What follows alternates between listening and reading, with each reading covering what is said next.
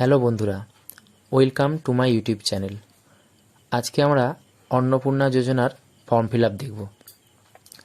প্রথমেই দেখে নিই পারিবারিক পরিচয়, পরিবারের প্রধানের নাম।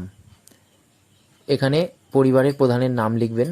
যদি বিবাহিত হয়ে থাকে তাহলে ওনার হাজব্যান্ডের নাম, আর যদি অবিবাহিত থাকেন তাহলে বাবার নাম লিখতে পারেন।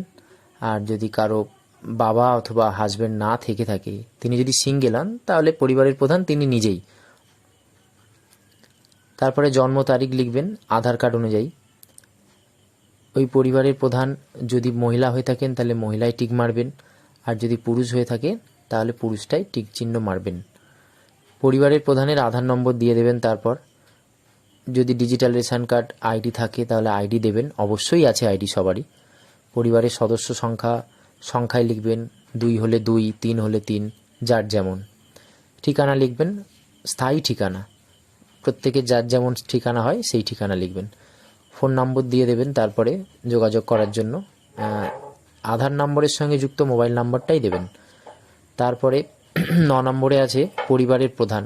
ওই পোর্শানে আপনারা পরিবারের প্রধান যাকে করেছেন তার নাম লিখবেন, এবং তিনি যদি মহিলা হন তাহলে অন্নপূর্ণা যোজনার জন্য আবেদন করা হচ্ছে। বয়স যদি সেই ক্রাইটেরিয়ার মধ্যে পড়ে তাহলে ওখানে টিক মারবেন।